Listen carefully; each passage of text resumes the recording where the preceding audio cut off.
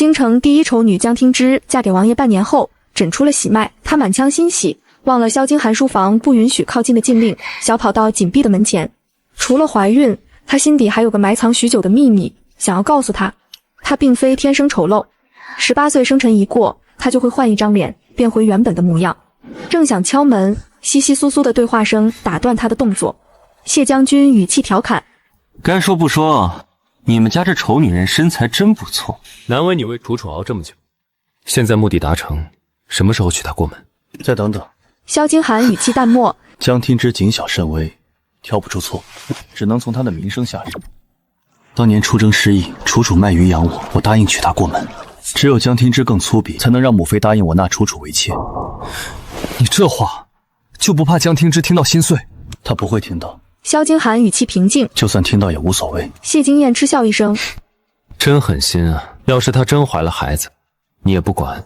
不可能，我又不像你眼光那么差。你真是看着温文尔雅，内里坏透了。对话声戛然而止，江听之僵在原地，冷风吹干了脸上的泪痕。他不知是怎么回的房间，跌坐在妆台前，指尖扫过亲手为他绣的荷包。江听之苦笑一声，他拿起剪刀将荷包剪了个稀碎，也剪断了所有对萧京寒的念想。萧京寒既然要给他的心上人铺路，那他也不愿意做那碍眼的绊脚石。可后来萧京寒却发疯一样找他，几次下江南，只想再见一见他。她本是丞相嫡女，有个天下第一美女的母亲，却生得奇丑无比。出生第二天，母亲受不住流言蜚语，整日郁郁寡欢。丞相没有办法，只能把她送到乡下别院。直到17岁生辰，江听之被接回丞相府，嫁给萧京寒。她不愿意，大闹丞相府，搅得整个府里鸡犬不宁。请来教规矩的嬷嬷也被她闹得不敢上门，外界戏称丞相府来了个疯子嫡女。直到又一次爬树，她脚下一滑，跌进个宽大温热的怀里。没什么。温良的声音笼罩耳边，江听之垂眸，蓦地红了脸。男子懂礼的松开手，微微一笑：唐突了，在下萧京寒。心脏不规律错了拍，江听之下意识去掩面上的红疤，却被他扣住手腕，跌进那双温良的眸子里。他笑笑：不必的，像红梅，很好看。这是第一个看到他容貌不侮辱戏谑的男子，错拍的心跳再次升起。再回过神时，萧京寒已经消失在拱门尽头。江听之这才意识到自己动了心，他开始主动缠着嬷嬷上课，学着迈小步，夹嗓子，捏着绣花针，练到10个手指都是水泡也不敢停。1月后，父亲将他带到萧京寒面前，他没有拒绝，甚至没有犹豫。婚礼就定在下月，可好？江听之心脏快跳了出来，几乎他说什么都在点头。点到最后，萧京寒笑出了声，温柔地注视他：以后在我这里，不愿意也可以说，不要委屈自己。原来可以不用委曲求全，原来可以被爱，即使不漂亮。他从不嫌弃她容貌丑陋，学识不佳，反而会握着笔耐心教她写自己的名字。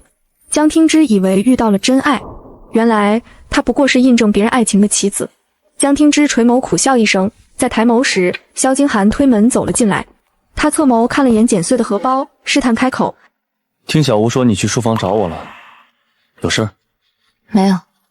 江听之揉碎掌心医师诊断怀孕的草纸，站起身道：我突然想吃城东的烤鸭了，你去买给我好吗？许是愧疚，萧京寒没有犹豫。好。他匆匆出了门，江听之摊开掌心，将草纸附在烛火上，烧成灰烬。之后借着夜色出了府门，将一锭银子砸在车行掌柜面前。半月后，二皇子府上小门，接我离开京城。从车行出来，江听之去街边小巷找了家药行，开门见山道：我近来因孕心绪不宁，劳烦药师为我把脉。药师指尖搭在他的腕间，凝神诊脉。夫人并无怀孕的脉象啊。江听之苦笑一声，果然空欢喜一场吗？但这样或许也好，他不必再为这段错误的感情留有任何余地。路过一户人家时，江听之透过小门看到个熟悉身影，身材曼妙的女子扑进萧京寒怀里，王爷再不来，我还不如嫁人了算了。楚楚，不许说气话。萧金寒扣住他肩膀，语气深情。你是我的救命恩人，我只爱你一人。你每天都说爱，还不是娶了别人入府，把我放在这见不得光的地方。林楚楚又委屈又生气，抽泣道：金寒，我不要名分，只想每天看见你。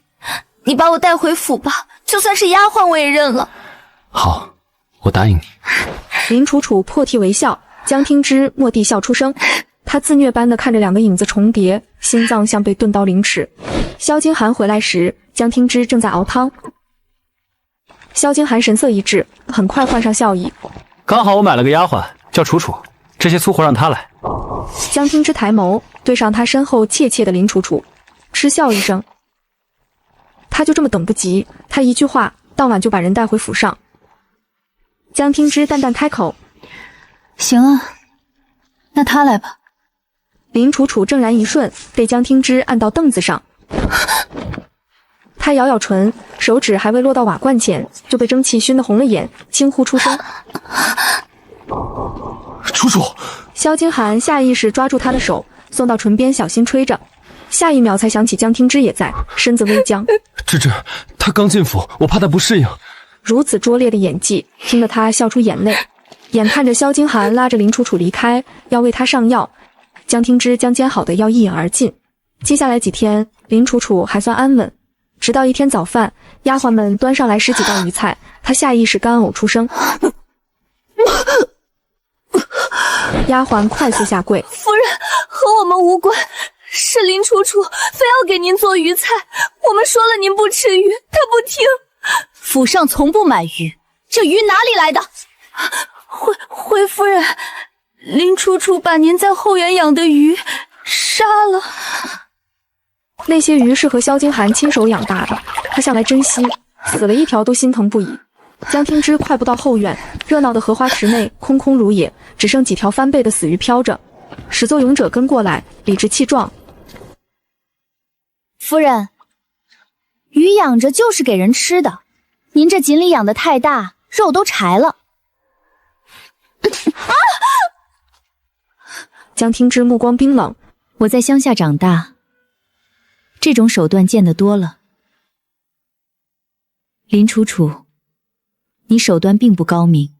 刚刚还在挑衅的人，此刻脸色一白，看到江听之要拂袖而去，忙拽住他衣摆，顺势撞上木栏杆，滚了下去。扑通一声巨响，林楚楚跌进荷花池，大喊着救命。下一秒，水光再次溅开，萧金寒不管不顾跳了进去，将人牢牢抱到身上。岸上，江听之被按着跪在地上，萧金寒将林楚楚裹了个严实，神色冷得淬了冰。不过一个丫鬟，你都容不下吗？真的是丫鬟吗？江听之还未反问，萧金寒先开了口：夫人喜欢锦鲤，来人，买100条锦鲤放池子里，盯着夫人什么时候抓完，什么时候上岸。王爷，现在是寒冬腊月，今晚还有大雪。对上萧金寒的眼神，帮他说话的丫鬟慌张闭嘴。100条锦鲤很快被丢进荷花池。江听之冻得嘴唇发紫，抬眸看萧金寒，他眼底没有片刻心软。从前的好都是假的，也许现在的薄情才是真实的他。偌大的荷花池内，锦鲤饿得急，咬了他一口又一口。江听之被刺骨的池水淹没，几次跌倒，费力去抓灵活的鱼儿。失去意识的余光里，他看到岸上萧金寒和林楚楚偷偷扣紧的食指，再次醒来。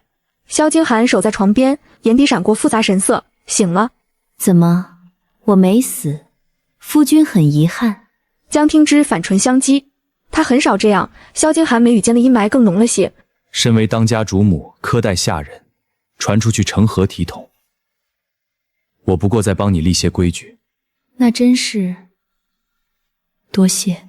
他平静无波的语气让萧金寒更烦躁，他蹙了蹙眉，起身快步离开。接下来2天，萧金寒没来他这儿，江听之也乐得清闲，身上的冻伤好了些。他坐在铜镜前描眉，惊觉自己的容貌变了许多，干枯蜡黄的皮肤变得白皙，厚嘴唇也渐渐小巧，隐隐能看出皮肤下好看的五官。难道18岁生辰前，他已经开始慢慢变化了？敲门声响起，江听之慌乱将描眉的黑粉盖在脸上。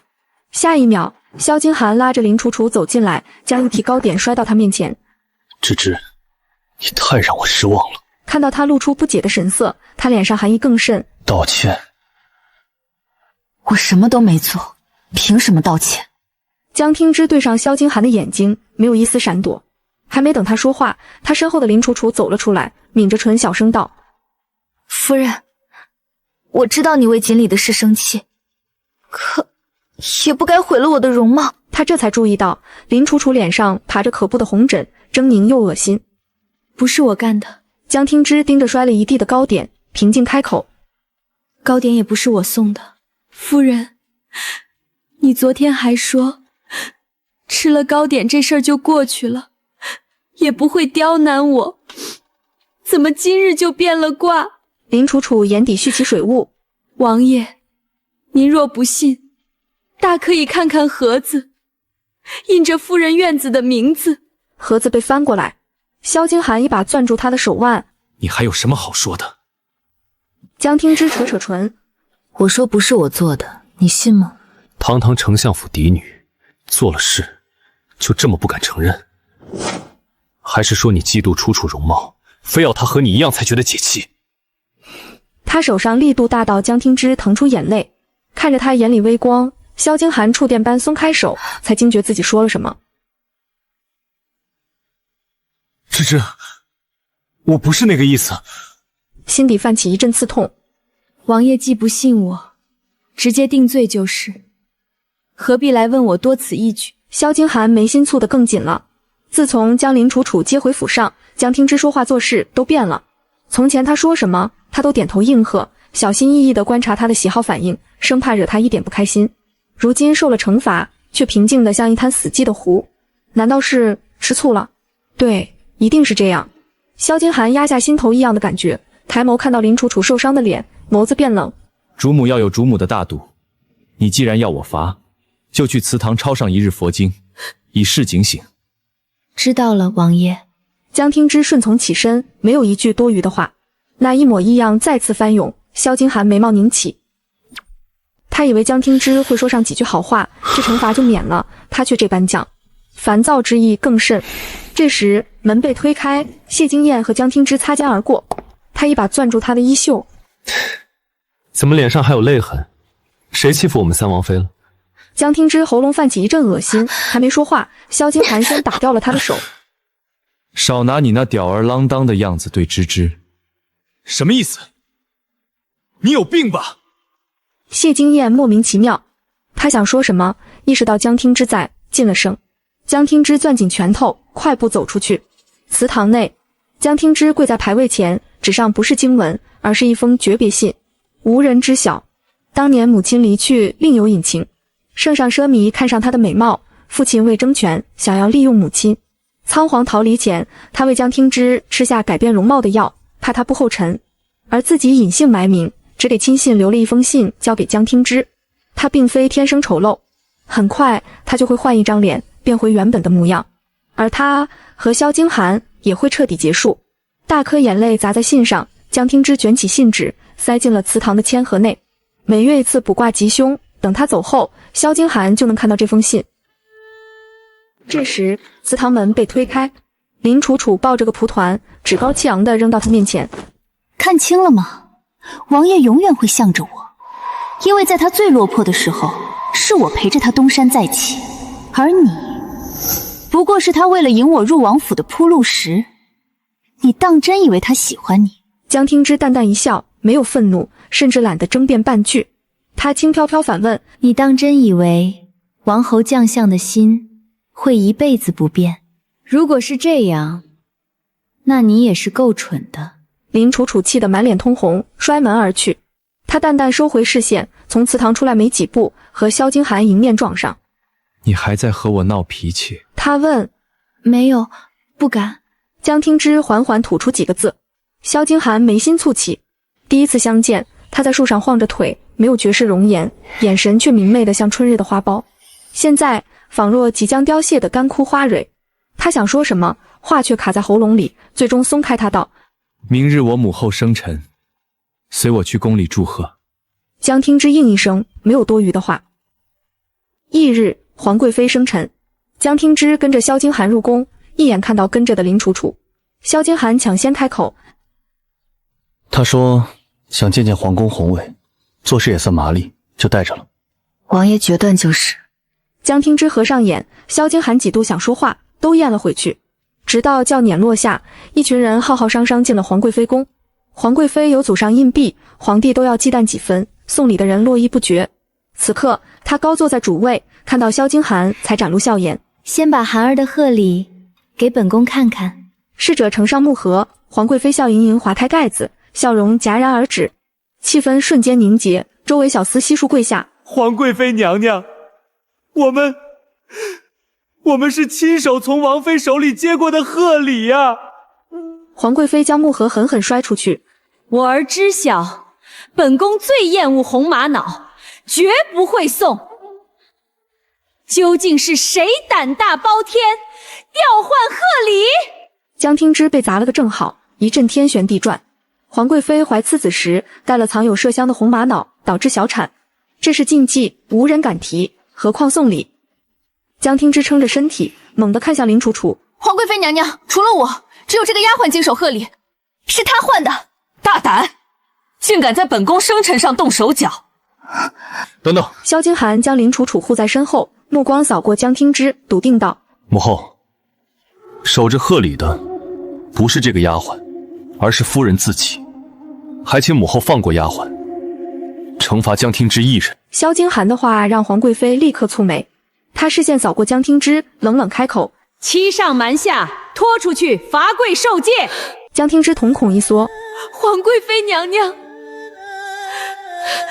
是我。他下意识看向萧京寒，他眼底闪过不忍，错开他的视线。小厮很快将江听之拖向外面，并按在地上跪下。寒风刺骨，加上抓鱼时受冻的旧伤未愈，江听之脸色很快变得惨白。跟着他的春桃急得跪下，不住磕头请求：皇贵妃娘娘，王爷，王妃她身体弱，求你们网开一面吧。萧京寒的视线落到江听之身上，他被冻得嘴唇发紫，浑身控制不住的发抖，像是随时都要倒下去。心底猛地一疼，他蹙眉开口：母妃，不知者无罪，念在江听之事初犯，还请网开一面。高台上，皇贵妃脸色更冷了几分。为了这么个女人，你竟敢忤逆你母妃！继续跪！母妃！萧京寒攥紧拳头，眼睁睁看着江听之气息越来越弱，浑身发软，直接晕在了冰冷的石板上。太监捏着嗓子禀告：皇贵妃娘娘，她晕了，泼醒她。话音未落，萧京寒再也忍受不住，猛地推开面前人，大步冲了出去。王爷！太监被吓得不轻，忙跪下磕头：娘娘的旨意还没撤，这责罚……此事到此结束。萧京寒冷冷看向太监，抱起昏迷的江听之往宫殿外走，丝毫没看到身后林楚楚充满恨意的眸子。江听之醒来的时候，萧京寒正守在床边。芝芝，你醒了，身体有哪里不舒服吗？没有，多谢王爷关心。江听之语气淡漠疏离，恭恭敬敬，客客气气。萧京寒微微蹙起眉，到底叹了口气：我知道你还在气我没有维护你，可林楚楚她家里只剩个残弱的母亲，若是死在皇宫，就是没了2条人命。芝芝，你能理解我的，对吧？是啊，他们母女的命是命，他的就不是。江听之自嘲一笑，却不愿再和他辩驳，只道能理解。我就知道芝芝心善，我去拿药给你调养身体。不必了。江听之扯扯唇角：林楚楚应该也吓坏了吧？王爷不去看看她？萧京寒微诧：你不吃醋？不吃醋。江听之淡淡一笑：这是王爷的府，王爷喜欢谁，想纳谁都王爷的自由。诧异一闪而过，萧京寒难得露出笑意：芝芝温婉懂事，你放心，就算我纳了她，日后王府上下，你还是当家主母。江听之抬眸望向他，忽然开口：萧京寒，你有没有后悔当初娶我？只要你说一声后悔，我可以把王妃的位置让出来给他。芝芝，你说什么呢？你才是我明媒正娶的妻子。萧京寒蹙眉，随口一说，玩笑话罢了。江听之垂眸笑笑，他这般不想他离开，不就是因为他还有利用价值？下次不许再开这样的玩笑了。萧京寒心口下意识松了口气，还想再说什么，小厮匆匆敲响房门走近，低声开口：王爷，林姑娘似乎受了惊吓，频频在说梦话，叫您的名字呢。萧京寒眉心微蹙，犹豫间，江听之已经将他推了出去。王爷去就是。他顺水推舟。芝芝，等我晚点再来看你。他点头。门咔嗒一声被带上，江听之缓缓闭上眼。没有晚点了，他今天就会离开。萧京寒离开后，江听之打包了些东西。姐姐，你这是要去哪里呀？出去采买。想了想又道：主母管家的印章我放到桌上了，王爷下次来交给他。夫人，您为何不亲自交给王爷？怕是没机会了。江听之笑笑，从包里拿出2锭沉甸甸的银子，放到丫鬟手上。听说你家中母亲生病，收着吧。说完，他出了房门，路过书房时，隐隐听到里面2人嬉笑打闹的声音。阿寒，你再不娶我，我就嫁给别人去。他柔声哄：很快了，很快我就娶你。还不是要我给你当妾？当初你怎么答应我的，娶我为妻？还是说你真爱上那个女人了？江听之脚步下意识一顿。当然没有。萧京寒的话砸进心底，江听之扯扯唇，毫无留恋地走出府门。长街上叫卖声此起彼伏，江听之没有遮脸，在小摊挑了2样江南能用到的物品，询问价格。老板斜睨他：抱歉，这东西不卖。江听之错愣间才惊觉自己成了聚集中心，不少人正在低声私语。他掩着面容想出去，却跌倒在地。紧接着嘲讽声响起：这不是二皇子的王妃吗？居然还有脸面上街，真是不知羞耻。江听之不明所以，撑着手臂想起身，又被狠狠推倒。铺天盖地的烂白菜和垃圾扔到他身上，他下意识蜷缩成一团。明明他什么都没做，为什么要这么对他？眼泪顺着脸颊滑落，路人看到，唾骂声更甚：装什么？谁不知道你被皇贵妃娘娘打了？二皇子那么一个光风霁月救济天下的人，怎么就娶了你这种人？怕不是这张脸太丑，二皇子下不去嘴吧？太寂寞了才去外面偷婚的吧？哈哈哈哈哈哈！他偷人？江听之忽地笑了，大滴眼泪砸下。萧京寒啊，萧京寒，为了娶林楚楚过门，你还真是煞费苦心，让他受罚，毁他清白。好在他就要离开了，他们之间再无瓜葛。人群散去的时候，已是日暮时分。江听之撑着身子站起来，拂去身上的烂菜叶与伤痕，接连进了几家布料铺子，才遇到个女掌柜愿意卖他衣服。换好后，他转身走进夜幕。每月15的灯会，此刻无数盏孔明灯在天上熠熠生辉。江听之走到一处河边，水映出他的脸已然换了模样，白皙好看，红色的斑消失不见。他终于变回原本的模样，也终于能够离开萧京寒。江听之起身，走朝着和车行掌柜约好的地方走去。这时，熟悉的声音让他怔住。1米外，萧京寒和林楚楚挽着手，手里一盏花灯。他下意识想遮住脸，可下一秒，他们和他擦肩而过，仿若陌生人。是啊，他换了脸，萧京寒不认识自己了。江听之垂眼笑笑，快步和马夫会合。小姐，您要去哪里？江南。马蹄声响起，车轿冲进夜幕。江听之一根手指掀开窗帘，看着王府越来越小，直到消失不见。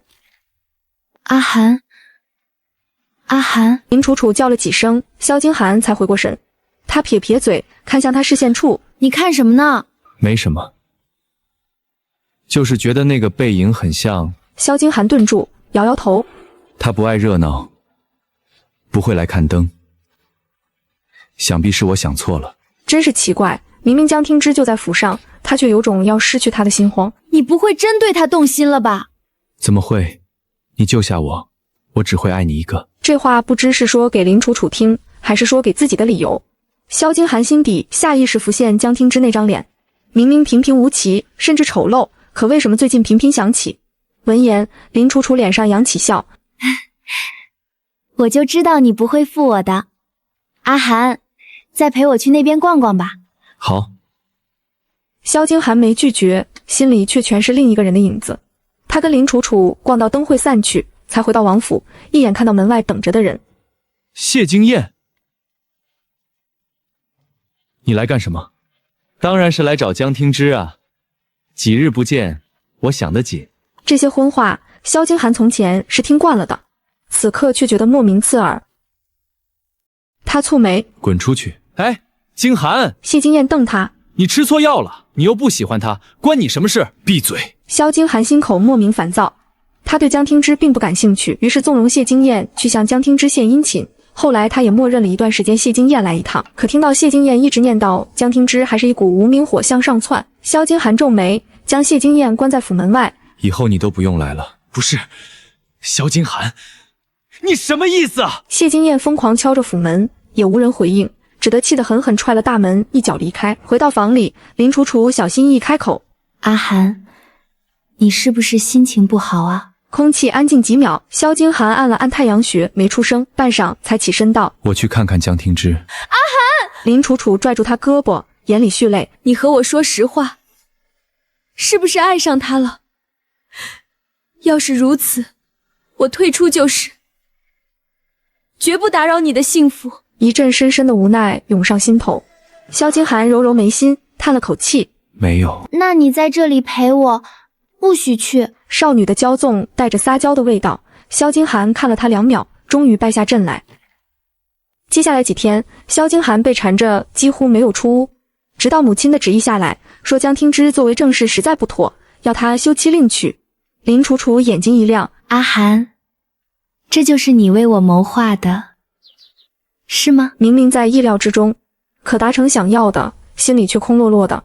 萧京寒垂眸，眼前不住浮现江听之的脸，虽不貌美，却总是用亮晶晶的眼睛偷偷看他。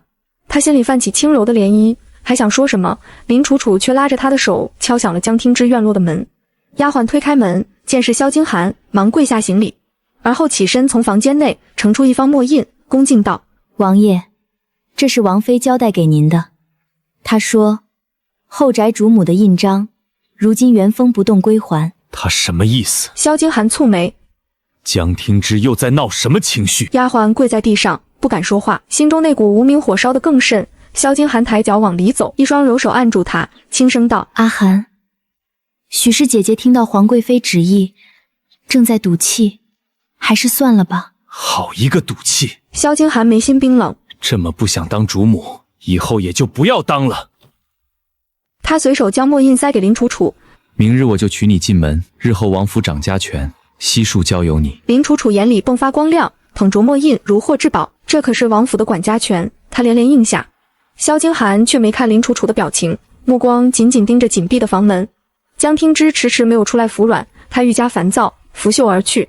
他倒要看看他能坚持多久，毕竟从前不管有任何矛盾，都是江听之先服软认错，温温和和地顺着他的意思，而今他也坚信他会先低头。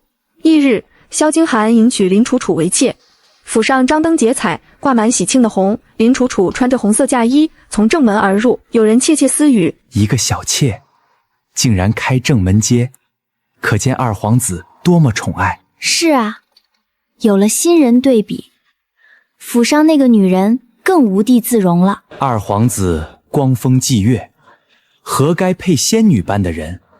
那不守妇道的女人就该休了才是。萧京寒一个眼神过去，那些议论声才散了些。林楚楚从轿撵下来，握住他的手，盈盈一笑：阿寒，我终于嫁给你了。萧京寒心里一暖，出征失意后这3年，他梦里都想娶林楚楚为妻，得偿所愿，他心底泛起喜悦。抬眸间望见府门处并无人迎接，眸色一点点变冷。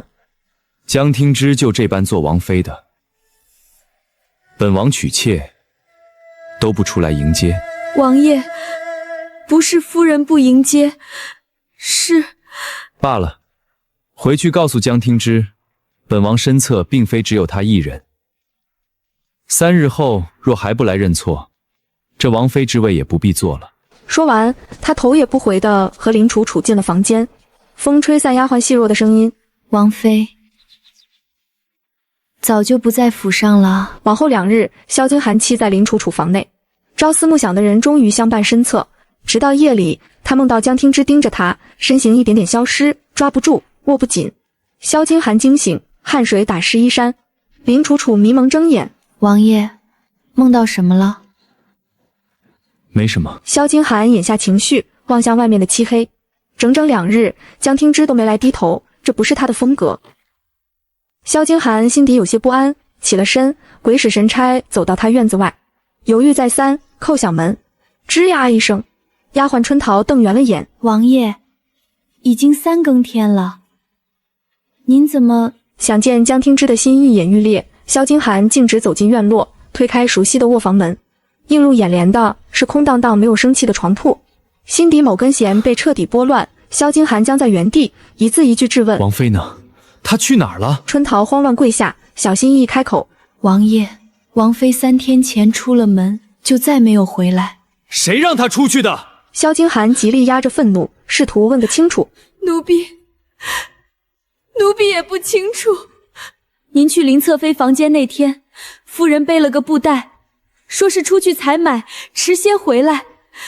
奴婢以为您是知道的。是那天萧金寒浮现出江听之说要将王妃之位让出来的玩笑话，他没有开玩笑，他是对他死了心。一种没来由的烦躁涌上心口，萧金寒冷冷看了春桃一眼，转身离开。仅仅3日，江听之走不了多远，何况他脸上的红色胎记是最容易寻的标志。夜色朦胧，萧金寒困意全无，在书房描摹一晚上江听之的模样。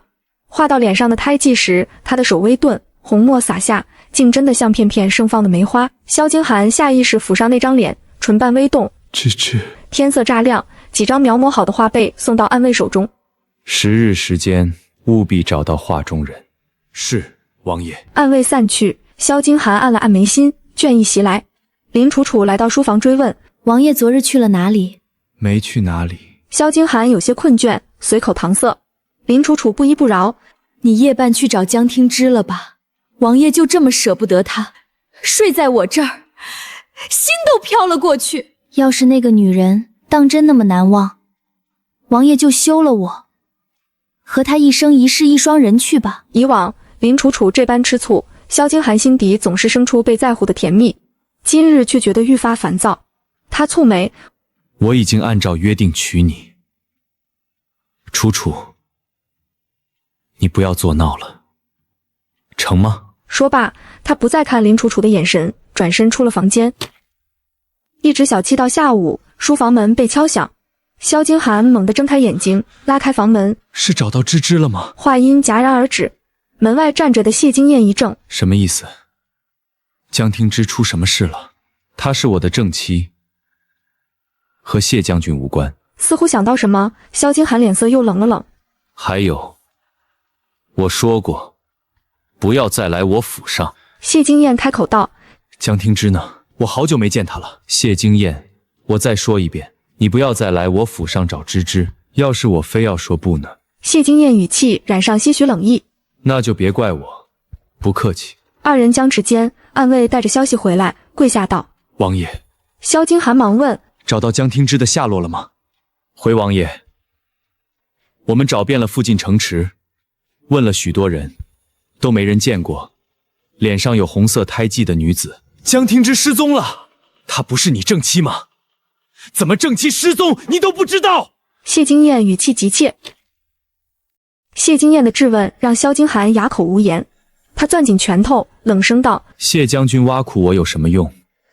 倒不如帮忙一起找芝芝的下落。那是自然，她是我谢金燕喜欢的女人。”谢金燕顿了顿，看向萧金寒：“二皇子，不如打个赌吧。”“赌什么？”“就赌谁先找到江听之。如果你先找到，当年的事我烂在肚子里，再也不出现在他眼前。若是我先找到，你立刻和他和离，就算我再娶她，也与你无关。”空气缄默片刻，萧金寒冷声道：“我答应你。”时间一点一滴过去，半个月后，萧金寒和谢金燕均空手而归。偌大几个城池，没有一人看到过脸上有红色胎记的女子。萧金寒烦躁不已，林楚楚倒是乐得自在，拿着墨印在府上摆起王妃的款。这都做不好，要你们干嘛吃的？你过来。后面的话看到萧金寒的瞬间咽了回去，立刻换上笑眯眯的表情。阿寒，不是我故意惩罚这些丫鬟，实在是不成规矩。姐姐不在，我也要好好帮她管教，不是？萧金寒应一声，注意到个熟悉的影子。春桃，江听之唯一亲近的贴身丫鬟，正蜷缩在角落瑟瑟发抖。过来。林楚楚表情一慌，阿寒，粗使丫头，再坏了你的运气。萧金寒重复一遍，粗使丫头。对啊，当年你救下我时，也是个什么都不懂卖鱼的野丫头。我记得你说过，谁也不比谁高贵，不是吗？林楚楚一梗，就听萧金寒继续说，给他换个活，打扫我房里吧。说完没再看他一眼，转身进了祠堂。今日是每个月祭拜求签的日子，萧金寒跪在牌匾前，拿起签盒，口中喃喃，保佑我早日找到芝芝。一支木签摇了出来，萧金寒拾起，映入眼帘的是下签。他蹙眉，不甘心的再摇了2支，无一不是下签，心中的烦闷更甚。他将签塞回桶内，看到里面卷着一张纸，小心翼翼抽出展开，萧金寒心头一刺，是江听之留下的。萧金寒，你求签看到这封信的时候，我已经离开了。娶你爱的人是你的自由，离开也是我的自由。你不会找到我，也不必做徒劳无功的事。如果你还有一丝善念，善待从前跟在我身边的奴婢，我们永不相见。黑纸白字落下，萧金寒心脏顿痛，他正然看了2遍，才惊觉江听之很早对他就死心了。为什么会这样？萧金寒无法接受这个事实，他猛地推开祠堂门，匆匆去到江听之的院落。他记得成婚第1年，这里也有他们很多美好的回忆。阿寒，你怎么过来了？一片火光中，林楚楚抬起头，将他和江听之共同糊下的纸灯笼丢进火海。你在干什么？外界都传王妃和野男人私奔了，这些东西晦气，自然要烧了。江听之和野男人私奔，怎么可能？萧金寒攥紧拳头，我从未让外界传这种谣言，是谁传的？去查！暗卫颔首，是，王爷。林楚楚脸色苍白了些。阿寒，事情已经发生，真相有那么重要吗？重要。他吐出2个字，定定看了林楚楚2眼，转身离开。自从真的把他娶回来，那种爱意似乎变了味。江听之进退，懂妥协，能把后院打理得井井有条，下人们勤恳积极。可林楚楚仅接管半月不到，下人们便怨声载道，苦叫连天。他头疼不已，救命之恩又让他说不得骂不得。又一晚，萧金寒躲到书房清静，暗卫敲响房门，禀告王妃消失那日，流言已经被传得满天飞。据说那天王妃被很多百姓唾骂丢垃圾，本来被罚跪落下，病根还没痊愈，受了很重的伤。你说什么？萧金寒身形颤抖，语气急促。那王妃的下落呢？找到没有？的确有一个线索，有天夜里王妃去了一家车行，说要离开京城，方向是江南。江听之下到江南时，正是烟雨时节。他小时在幼养，亲戚不待见，后来回到丞相府，父亲也不宠爱。直到遇到萧金寒，他曾以为会和他一生一世白头偕老，如今还是回到了一个人。他轻笑一声，觉得这样也很好。姑娘，银簪子买一只吗？吆喝的大娘喊他。江听之怔了怔，大娘，你说我吗？是呀，姑娘，你长得真漂亮，就是戴的首饰太素了。从小到大18年，从未有人说过她漂亮。江听之垂头拿出一锭银子，笑笑，买一只。大娘乐呵呵的挑了最好看的一只递给他。大娘接过银簪子，江听之向他打听，我刚下江南，这附近有能租的院子吗？有，你等我给你喊人。大娘热情，江听之很快租下一方院子。临走时，大娘还热情道，我就住在你不远，你一个小姑娘，有了麻烦事喊孙大娘。好。心底划过一丝暖意，江听之温和的笑笑。租的房子年久，落了一层厚厚的灰。江听之洒扫了几日，院落焕然一新，又种了些花花草草，有生机了许多。从王府出来，他只拿了父亲给的嫁妆钱，总还要寻上份生计。想了许久，他在乡下唯一学到的技艺也只有种花。问了孙大娘，江听之找到有花可采的后山，移摘到院落，剩余一些打理好送到集市去卖，也算维持生计。直到1月后，有人拿着张画在街上找人。孙大娘说，找的是个脸上有红斑的女人，据说是个有身份的。听之，你见过吗？没有。江听之错过暗卫们的视线，平静摇头。也是，你过得这样节俭，看着就是清贫人家出来的，怎么会认识这样的人？孙大娘感慨2句，继续去铺子上卖簪子了。而江听之远远望着四处询问的暗卫，垂眸笑出声。娶了心仪的救命恩人过门，萧金寒竟还有精力来管他的下落，他觉得好笑费解，可这些都和他无关了。又过了些日子，暗卫搜寻仍未停止，甚至悬赏出高价，只要有蛛丝马迹的线索。他不知道萧金寒为何要找他，可盯着纸上画着的人，江听之心底没有一丝涟漪。偶尔忙时，孙大娘会过来帮忙，他问，京城不好吗？为什么要下江南？不好。江听之笑笑，京城的权贵都是吃人的，江南不一样。他顿了顿，没说下去，孙大娘也没再追问。其实来江南是因为当年母亲留下的信里写，他去了江南，为着这能见千丝万缕的渺茫，也因为不知去哪儿，那就去母亲在的地方。江听之的花生意做得好，没多久就开了家小小的铺子。开店那天，很多人涌进来，不为看花，为女掌柜的盛世美貌。江南有传言，有间花铺的女掌柜比花美10000倍。孙大娘听了欣喜，江听之却立刻买了斗笠遮住容貌。美貌招来罪孽，在母亲身上淋漓尽致。她不愿步后尘，偏偏不愿来的还是来了。又一日将花摆出时，他看到一个熟悉的身影走进来。萧金寒指指一盆茉莉，道：听说这里有最好的茉莉，运到京城，你开个价。抱歉。江听之将斗笠压得低了些，路途遥远，花经不起周折。你……萧金寒视线微抬，落到江听之身上，他下意识躲闪。躲什么？一只手按住江听之胳膊，萧金寒抬手去掀斗笠，洁白的纱下，一张惊为天人的脸，让他整个人僵在原地。直到江听之后退一步，萧金寒才堪堪回过神。抱歉，是我唐突了。江听之垂眸，盖上斗笠，没再说话。他声色解释，只是姑娘的声音与我妻子实在相似，这才……萧金寒展开一张画像问，姑娘做生意常与人接触，是否看过这画像上的女子？没有。江听之语气冷淡，抬眸看了眼后面排队的人。公子没有别的事，就走吧。萧金寒眼底划过失望，打扰了。起身往外走了2步，又折回来。花还是拿着。他话停住了。江听之正给买花人介绍花，袖口微微向上，露出一截白皙的手臂，那上面清晰可见一块浅红色疤痕。芝芝。萧金寒瞳孔一缩，唤出他的名字。江听之下意识抬眸，和他视线相撞，很快便错开眸子。人群熙攘，萧金寒很快被挤出花铺，回眸间，女掌柜依旧和客人讲着花，那身形和记忆里的江听之重叠。是你吗？芝芝。萧金寒轻声呢喃，可他分明和江听之有着完全不同的外貌。萧金寒犹豫不已，一直等到天黑，人群散去，花铺关了门，跟了上去。江听之不傻，有个尾巴跟着还是很清楚的。他觉得莫名烦躁。萧金寒明明娶了所爱，他的救命恩人，又何必再来寻他，装着像是离不开他呢？不要再跟着我了。江听之顿住脚步，回头和萧金寒对视。我们素不相识，我也不是你要找的人。可是手臂上的疤痕，是他为我煎药时留下的，一模一样的位置。你说这个吗？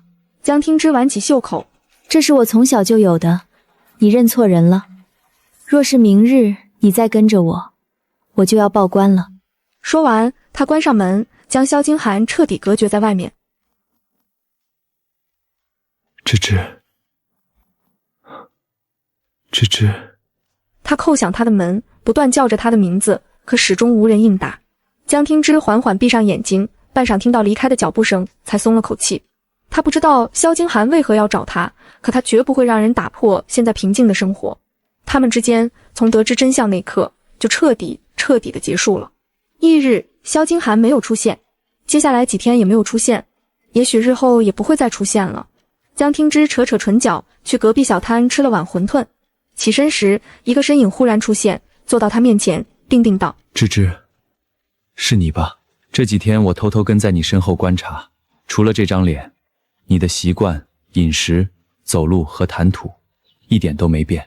虽然不知道你怎么会突然换了容貌，但我的直觉绝不会有错，你就是我的芝芝。”江听之正在原地，他没想到萧金寒会跟着他几日。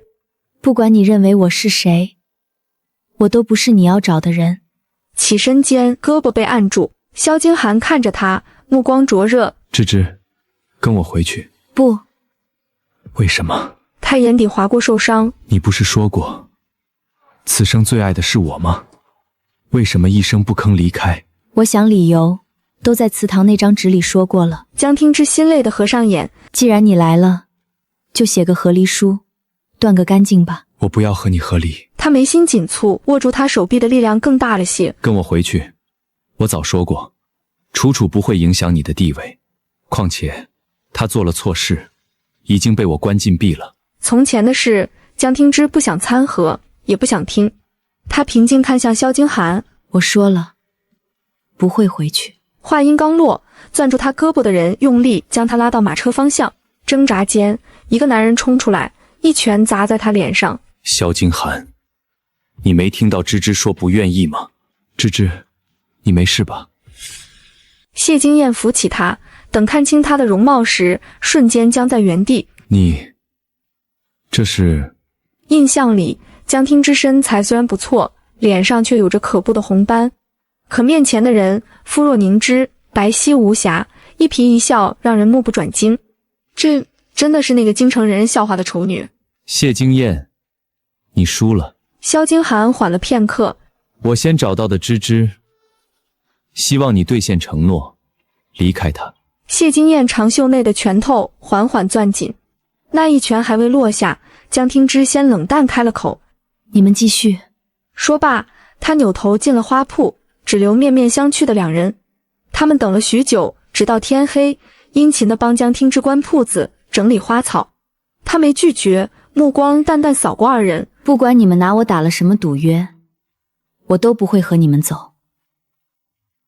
芝芝，江听之打断他的话：“你新婚夜让谢金燕假扮成你，成婚1年，我直到离开前才知道事情真相。”又转过头看谢金燕：“而你把我当什么？你哪里来的资格说喜欢我？”短短几句话，两人瞬间僵在原地。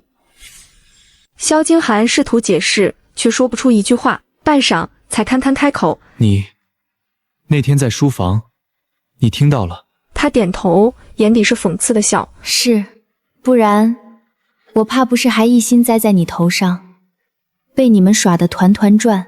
所以，不管你还是谢金燕，你们的喜欢都让我觉得恶心。从我的生活退出去，永远不要来打扰我，可以吗？”空气缄默了几秒，萧金寒摇头：“不行，芝芝，我不介意，谢金燕也不会说，这件事不会有人知道。”我介意。萧金寒，我觉得恶心。你恶心，谢金燕也一样。江听之从未对他说过这样难听的话。萧金寒怔了怔：“好，我放你走，不打扰你的生活，但无论你什么时候想回王府，我都一直在。”话音落下，四周忽然出现几十个男人，将他们围住。江听之蹙眉：“萧金寒，这就是你说的放我走？”芝芝，这不是我的人。萧金寒警惕地看向周围，谢金燕同时握紧了腰间的佩剑。江听之打量起那些男人，他们老大走上前，微笑道：“您就是这间花铺的女掌柜吧？跟我们走一趟吧。”你们是谁？很快您就知道了。老大使了个眼色，身后的官兵立刻按住江听之的肩膀，刀光一闪，萧金寒和谢金燕同时拔剑。谁让你来的？自然是上面那位。老大侧目看了眼利刃，不慌不忙拿出一张符印。二位可看清楚了？萧金寒和谢金燕瞳孔同时一震，迅速收回剑，单膝跪地。把人带走吧。身后的影卫立刻绑住江听之手脚，将他扔上轿子。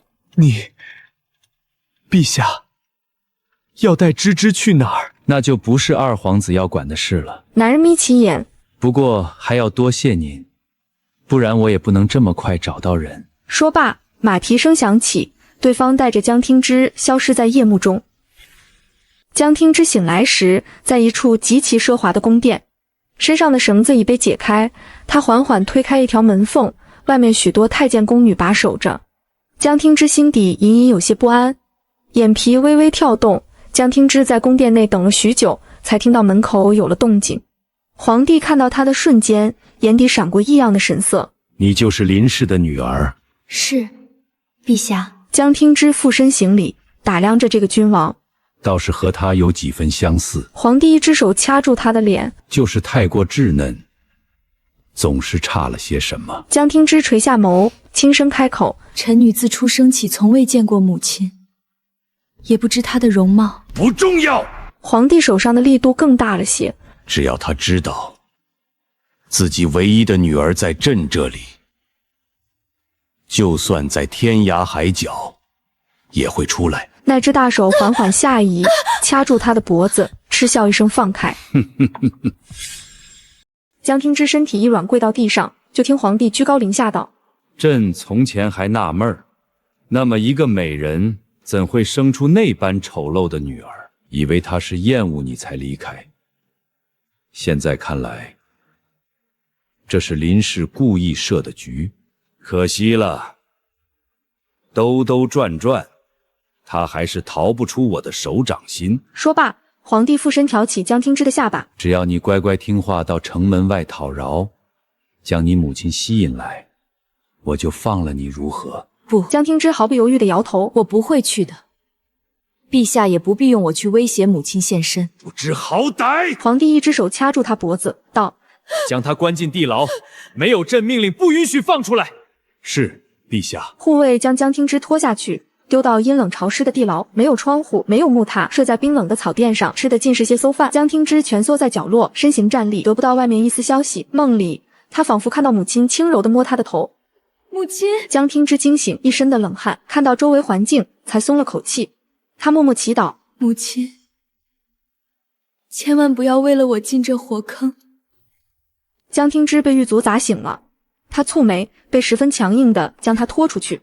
在监牢中仅惶惶几日，他瘦了好几圈，身形像枯草一般，仿佛一阵风就能吹散。踉跄了一段路后，他被拖向木车上，手脚烤着链子，游街示众。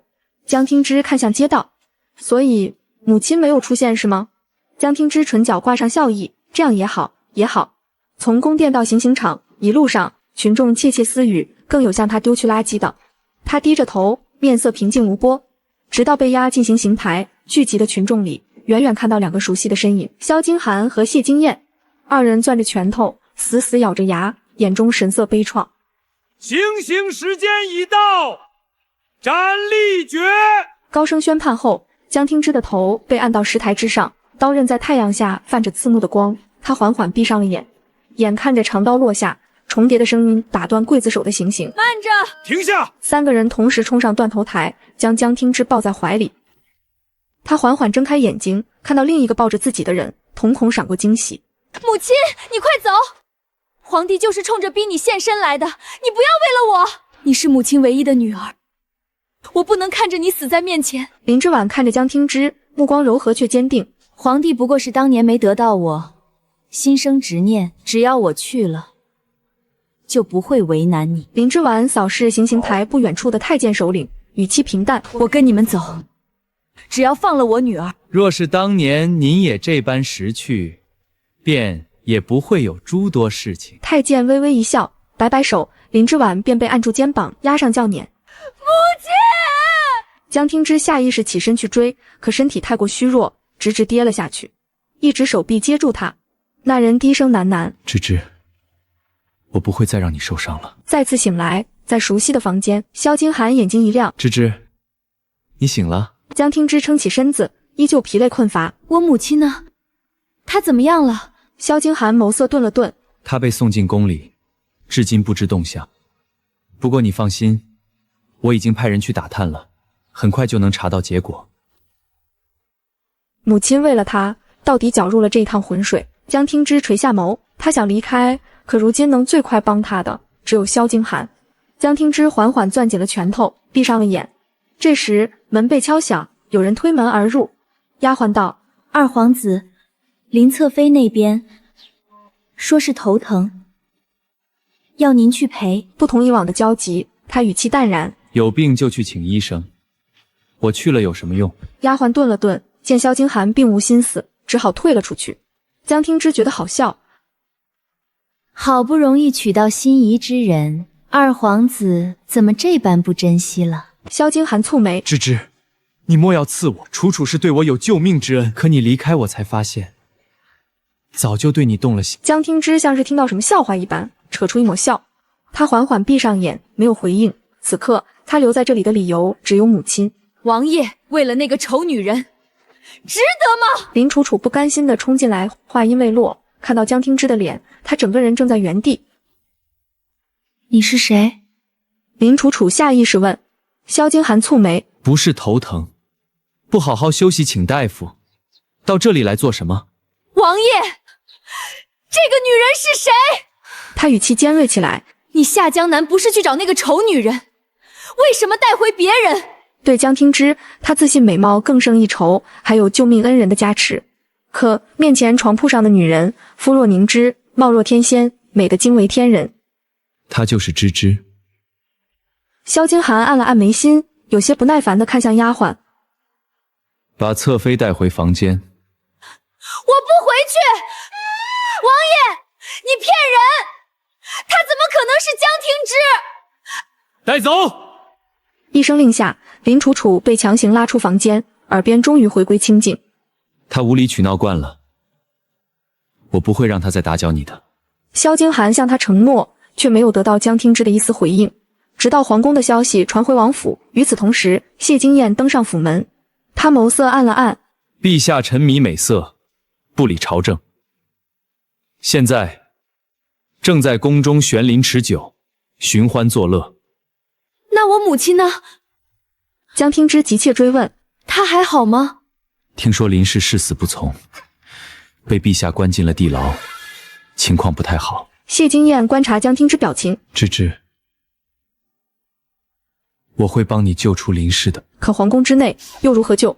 江听之缓缓闭上眼，出生到此，仅一面之缘，母亲的音容相貌却在脑海中久久不散。半晌，他睁开眼，忽然开口：“西北边境有敌国进犯，是吗？”“是。”谢金燕常年带兵征战，对局势十分清晰。“不日我就要南下，击退敌国。”“那若不击退，只求稳住边境战线呢？”江听之轻声反问：“如今陛下被奸臣蒙蔽，沉迷享乐，荒废朝政，边关战事一紧，百姓必然不满。”谢金燕想到什么，猛地抬头：“芝芝，你不会想……”萧景寒，他没回应，只是平静转头。皇贵妃母家军功显赫，皇帝忌惮，只封了你个闲散王爷，你真的甘心？你想的吧。书房内的宣纸上常常写有你对奸臣的不满，为什么不趁此机会？芝芝，萧景寒瞳孔猛地一缩，打断他的话：“你知道自己在说什么吗？”“我母亲为我筹谋多年，自己却进了牢笼。对我而言，生死早就不重要了，我只要她活着，其他的我都不在乎。”空气霎时陷入死一般的沉寂。萧景寒看向江听之，又和谢金燕对视。半晌，谢金燕先开了口：“我愿意帮你。皇帝在位期间十分奢靡，百姓早已苦不堪言。二皇子，若你想，我愿听您调遣。”安静了几秒，萧景寒垂下的眸子微微抬起，轻声道：“好，我也愿意赌上一赌，只要是为了芝芝。”谢金燕很快请旨南下平定敌国叛乱，皇帝并无疑心，匆匆下旨同意，转头便又躲进深宫，只顾奢靡享乐。殿内丝竹之声不绝于耳，他看着眼前歌舞，只觉得满心烦躁。一群无用之人，半点趣味都没有。皇帝眉头紧蹙，对着总管太监冷声发问：地牢那个怎么样了？回陛下，林氏不吃不喝，依旧誓死不从。太监小心翼翼：陛下，要不要奴才再去劝一劝？告诉他，3日之内若还是不肯安分留在宫中，当年他逃跑之事，朕就只能找他女儿了。是，陛下。太监恭敬退下，捏着嗓子到牢里，将原话传到林之婉耳朵里。他眼圈瞬间红了，死死咬着唇。好，我去陛下面前，只求他放过我女儿。这才识相。太监斜睨他一眼，好好伺候夫人梳洗更衣，送到陛下宫殿里，重重有赏。是。听到有赏，狱卒忙应声，将林之婉带了出去。他踉跄几步，被送进皇帝寝宫。殿内虽陈设奢靡，却处处透着压抑。暴君，林之婉脑海中浮现出2个字。看到他，皇帝长眸眯起，语气带着几分沉沉的执念。18年了，林氏，你这张脸还是如此令人挪不开眼。皇帝上前，一只手抓住林之婉，上下打量。天底下没有朕得不到的女人，你也一样。18年前的记忆涌了上来。当年林之婉还未产下之时，被丞相带进皇宫面圣，一眼之缘埋下祸患。丞相贪恋权势，要将她送给陛下。好在他偷听到，当晚悄声离开。临行前，他意识到美貌是罪，怕女儿步了后尘，为她吃下唯一一颗隐藏容貌的丹药。可惜还是难逃今日命运。林之婉缓缓闭上眼睛，脑海中浮现江听之的脸，只要他安乐，一切都值得。就在这时，宫殿门被猛地敲响。陛下，不好了！不知道哪里来的刁民要造反，奔着皇城来了！刹那间，掐着自己的手松开。皇帝猛地起身，拉开宫殿门，语气森然：谢经验呢？怎么没人拦住他们？谢将军去边境平定敌国进犯，恐难返程，还请陛下定夺。来人，召集士兵护城。皇帝长袖一甩，下了命令。侍卫却道：可城池外的士兵都被调遣走了，如今恐怕不足以抵抗刁民。你说什么？皇帝眼中闪过一丝慌乱，还未下定决策，又一侍卫冲了进来。陛下，刁民进城了。刹那间，他乱了阵脚。如今局势，想要弃城而逃也不现实。皇帝咬咬牙，出了宫殿，走了几步，又回头看关着林之婉的寝宫，道：派1人守着这里，不准让他乱跑。侍卫应了一声，将林之婉关在殿内。高台之上，叛军进了皇城，街道一片混乱。眼看着皇宫内慌乱起来，萧京寒知道时候到了。他带着将士们冲进皇城，和叛军殊死一决。让他们没想到的是，城中百姓并非百姓，而是伪装好的精英将士。敌军被杀个措手不及。儿臣救驾来迟。皇帝惊得后退一步，还未开口，就听萧京寒语气冰冷，带着不容置疑：父皇年岁已大，不若退位，儿臣替父分忧。皇宫内所有人倒吸一口凉气，他们大气都不敢出，但所有人都知道萧京寒文武双全，深受百姓爱戴，他完全有能力登上皇位，这是百姓的民心所向。众人目光落到皇帝身上，他扫视萧京寒身后的谢经验，眯起眼：谢将军从未南下，原来这是为朕设下的局。可他知道的太晚了，为了安抚民心，他只能选择让位。皇帝闭了闭眼，缓缓开口：朕年事已高，的确该颐养天年。二皇子有勇有谋，救皇城百姓于叛乱之下，便传位于他。空气死寂几秒，众人才惊觉下跪：新皇万岁！万岁！万万岁！看着他一步步登上高台，坐上龙椅，江听之没有一丝涟漪。一切尘埃落定间，萧京寒推开江听之的门，想抱他，他后退一步躲过，平静道：新皇登基，何该大赦天下？臣女请求放我母亲。”。 “新皇万岁！万岁！万万岁！”看着他一步步登上高台，坐上龙椅，江听之没有一丝涟漪。萧京寒推开江听之的门，想抱他，他后退一步躲过，平静道：“新皇登基，何该大赦天下？”臣女请求放我母亲。让我母女二人离开京城。萧京寒眼里闪过受伤，轻声道：“连皇后之位，难道也无法留住你吗？”江听之恭敬行礼：“陛下，我们之间早就结束了，今后只有君臣，再无夫妻。”他缓缓收紧手心，道：“若是朕强行留下你呢？”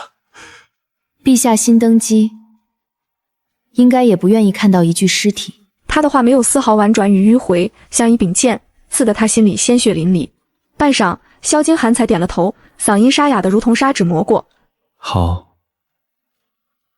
我答应你，还你自由。”江南3月，江听之回到了昔日开的花铺。和往日不同的是，铺子规模扩大了10几倍，人群络绎不绝。